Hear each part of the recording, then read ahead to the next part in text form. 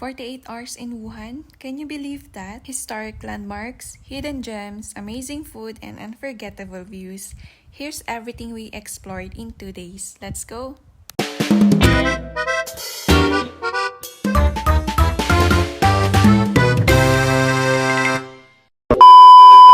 Hi guys, it's Mrs. Wei. So today I'm with my family and I'm going to share with you our 2 days trip in Wuhan. As you can see in the video, sobrang dami naming dalang luggage kasi uuwi na rin sila mama after the trip. And almost a month nga pala sila nagstay dito sa China. As you can see, wala akong ibang kasama kundi ako lang and of course yung family ko. Ako rin yung mag-aasikaso sa kanila during their trip in Wuhan. Samantalang yung partner ko naman ayun naiwan at nangingista. Grabe magtiwala yung partner ko sa akin especially when it comes to galaan.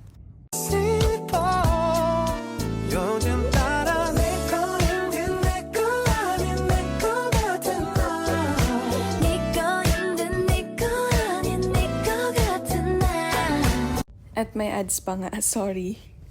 So yun nga, nasa high-speed rail kami and that time tulog na sila kasi 2 hours and 15 minutes yung biyahe namin papunta sa Hanko Station. So after the station, we are going to the hotel that I booked online. And mind you guys, sobrang cheap ng hotel na nakuha ko. We got our family room for less than 4,000 pesos and that's for 3 days and 2 nights. So here, nakarating na nga kami sa hotel and I asked the owner to help us with our luggage kasi nga sobrang dami. And our hotel is located inside this condominium. So for reference, this is a Fengyu Jiutian, or also called as Fengyu Hotel.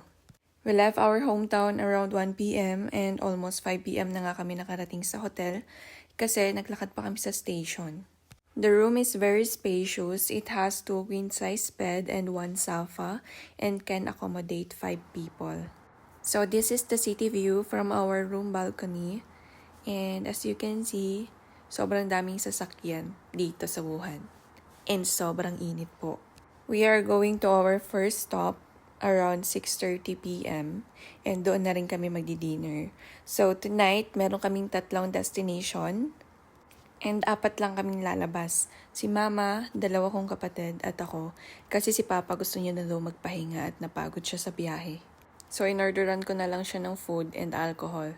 Actually guys, I am not familiar in Wuhan. And I just did my research yesterday. And as long as you have your passport and your phone, you're good. And of course, need mo ng pera.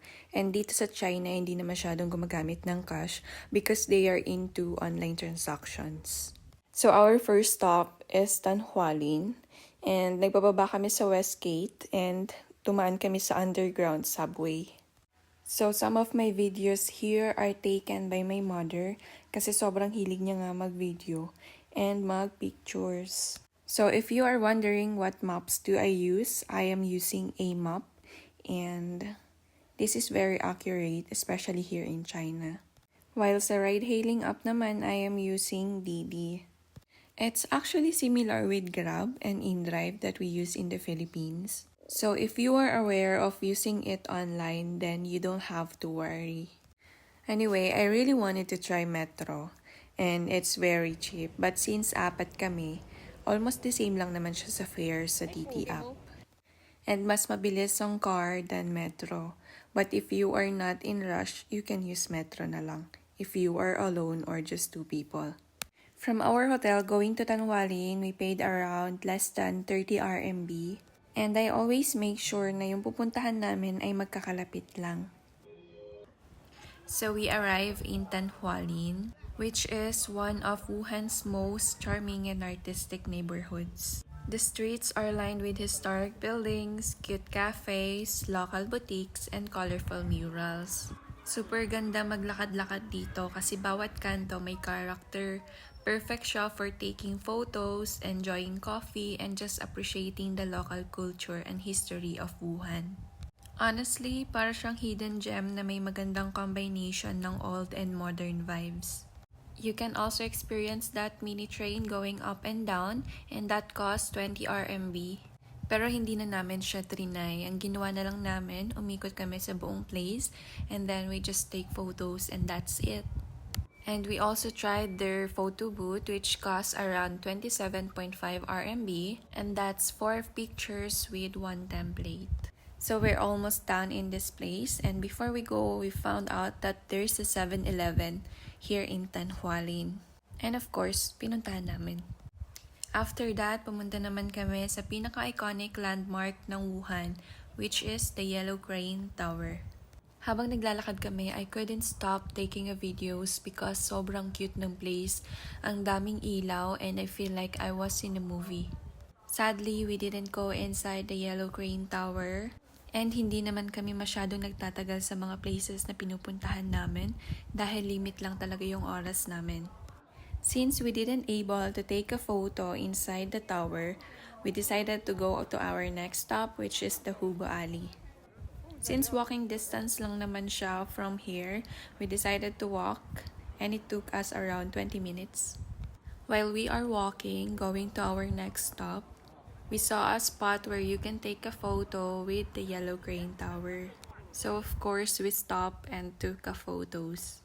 So malapit na kami sa Hubu alley and dumaan kami sa overpass bridge, and as you can see, maraming vendors sa gilid. And guys, ito pala yung kapatid kong lalaki, natusan niya pa ako mag-video dyan. We are almost there and medyo masakit na yung paa ko at pagod na rin sila. Kaya binibilisan na namin yung paglalakad namin dyan. Sobrang daming tao sa city, lalo na kung gabi. Ang ganda rin naman kasi talaga ng mga city lights dito sa China. At kahit abutin ka ng madaling araw sa labas, nako, sobrang safe mo dito. Hindi mo kailangan mag-worry. At syempre, hindi pwedeng matapos ang araw nang hindi kumakain. So our last stop is Hubu alley.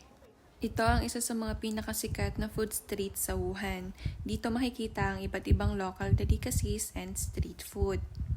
Kung gusto nyong matikman ng authentic Wuhan food, this is definitely the place to be. Ang daming pagkain, ang daming tao at sobrang lively ng atmosphere. Perfect siyang puntahan after a whole day of sightseeing. And guys, you must try the hot dry noodles, or also called as ruganmian, which is the Wuhan signature dish. And you must also try the dumplings, grilled skewers, desserts, and so much more. So that's it for our day 1 adventure here in Wuhan. From the artistic street of Tanhualin to the historic Yellow Crane Tower, and finally the delicious food at Hubu alley. Habang pabalik kami sa hotel, nadaanan namin ng iconic na Yangtze River Bridge. Please correct me if I'm wrong because I don't know how to pronounce it right. Well, this bridge is actually one of the most important landmarks in Wuhan because it connects the two sides of the city across the Yangtze River. At night, ang ganda ng city lights at river view. So yeah, stay tuned for day 2 as we continue exploring more of Wuhan's hidden gems. Hello guys! Welcome back to day 2 of our Wuhan adventure. Today, we are visiting some of Wuhan's most unique and historic spot. So let's go! Our first destination today is Gude Temple, one of the most unique temples in Wuhan. What immediately caught my attention was its architecture. Unlike traditional Chinese temples, Gude temples combine Chinese, Buddhist, and even European influence, making it look very different from any temple I have visited before.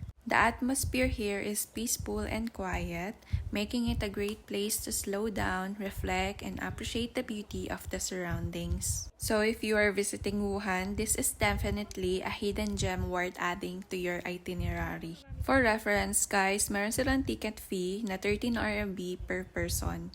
So after taking photos in Gude Temple, we decided to walk and find some restaurant na pagkakainin namin ng lunch kasi sobrang init talaga dito sa Wuhan ngayon. So after taking lunch, we decided to book a car and headed to Lihuangpi Road. This street is known for its historic buildings and old world charm.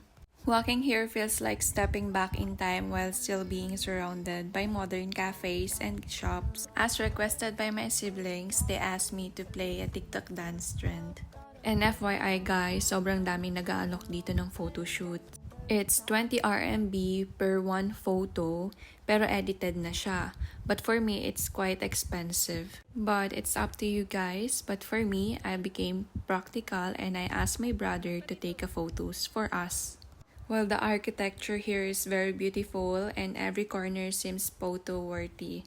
It's the perfect place for a relaxing stroll, taking photos, and enjoying the slower side of Wuhan. Honestly, if you love aesthetic streets and cafe hopping, you will probably enjoy this place as much as I did.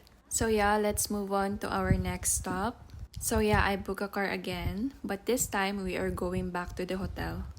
Because FYI, my dad don't like walking and libot, kaya ihahatid muna namin siya sa hotel. Pagkarating namin sa hotel, nag-freshen up lang and then gumora ulit kami sa pinaka-last spot na pupuntahan namin.